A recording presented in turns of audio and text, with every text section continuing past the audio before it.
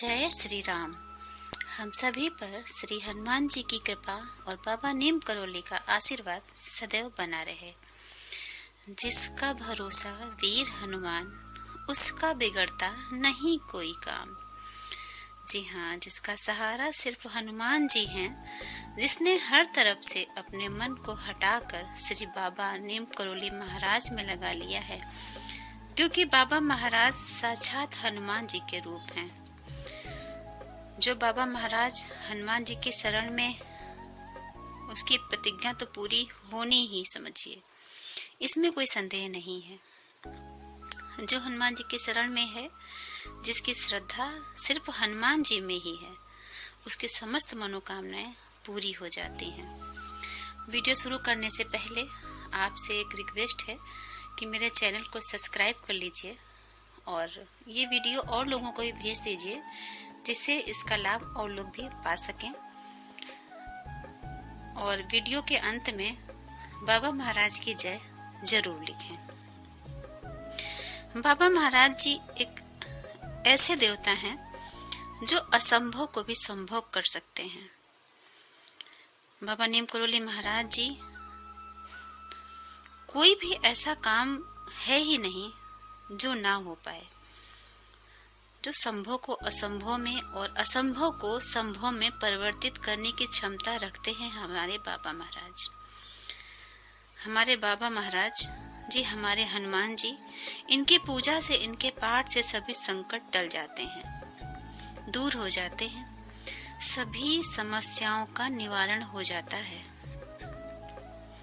इसलिए सभी भक्तों को श्री हनुमान जी का पूजन, सत्संग अवश्य ही करना चाहिए। यदि आप भी जीवन में सुख शांति चाहते हैं, या आप भी किसी कष्ट से परेशान हैं, उनसे छुटकारा चाहते हैं, और हर तरफ से दिमाग को हटाकर सिर्फ और सिर्फ हनुमान जी के शरण में आ जाइए, और देखते ही देखते हनुमान जी सभी कार्य सिद्ध कर देंगे। कुछ ज्ञानी लोगों का मानना है कि यदि हनुमान चालीसा का पाठ संपुट लगा के किया जाए तो भगवान हनुमान जी को मनाना ज्यादा सरल हो जाता है। बाबा बहुत जल्दी प्रसन्न हो जाते हैं। तो आइए जानते हैं संपुट का मतलब क्या होता है। संपुट का मतलब होता है बांधना, आगे से भी बांधना और पीछे से भी बांधना। संपुट का मतलब एक दोना भी हो सकता है।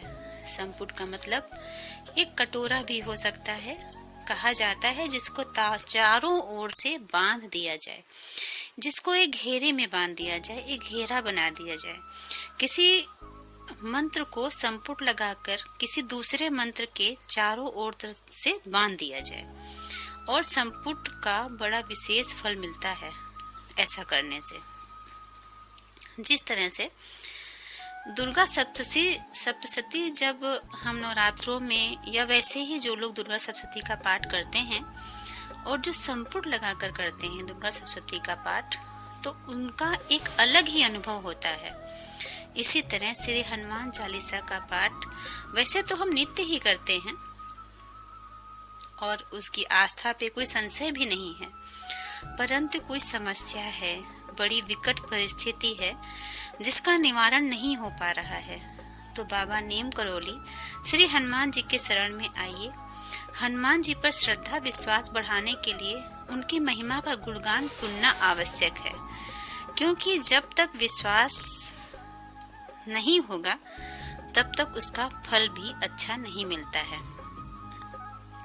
श्री हनुमान जी महाराज पर जितनी श्रद्धा होगी, जितना विश्वास होगा, उतना ही अधिक फल आपको प्राप्त होगा, इसमें कोई संदेह नहीं है। एक महात्मा जी का कथन है कि यदि आप संकटों से घिर गए हैं, कुछ रास्ता समझ में नहीं आ रहा है, एक उपाय है श्री हनुमान चालीसा का, जो सुंदर कांड के पहले किष्किंधा कांड की एक चौपाई है, जिसमें श्री जामवंत जी श्री हनुमान जी से कहते हैं, पवन तनय बल पवन समाना, बुद्धि विवेक विज्ञान निधाना, कवन सो काज कठिन जग माही, जो नहीं हुई तात तुम पाही।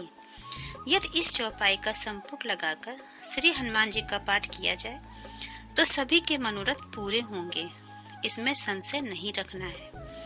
जीवन में अनुकूलता प्राप्त होगी, हनुमान जी की भक्ति बढ़ेगी। आपको अपने जीवन में कुछ ऐसे लोगों के बाबा जी महाराज कुछ ऐसे लोगों के समझ में लाएंगे आपको, जिनके द्वारा आपके काम बनने लग जाएंगे। आपका जीवन सुख चैन से गुजरने लगेगा, हर तरह का कष्ट आपसे दूर भागेगा, सही दिशा में आपकी सोच बढ़ने लगती है। श्री हनुमान चालीसा का संकल्प किसी भी शुक्ल पक्ष के मंगलवार से प्रारंभ किया जा सकता है। यदि आपके घर में श्री हनुमान जी महाराज विराजमान हैं तो बहुत ही शुभ है। यदि नहीं है तो श्री बाबा महाराज का चित्र या मूर्ति विराजित करें। फिर धूप दीप नैवेद्य पुष्प आदि अर्पण करने के पश्चात अपना संकल्प लें। संकल्प में अपना मनोरथ, अपनी समस्या को निश्चित ही शामिल करें। फिर संपुट लगाकर श्री हनुमान चालीसा शुरू करें। हनुमान चालीसा शुरू करने से पहले भगवान प्रभु श्री राम का नाम जप करें।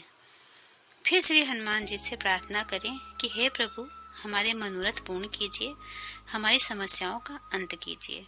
आपको लाभ अवश्य अवश्य अवश्य ही प्राप्त होगा। इसी के साथ ही वीडियो का अंत करते हैं। जय श्री राम, जय बाबा नीम करौली, जय हनुमान जी महाराज।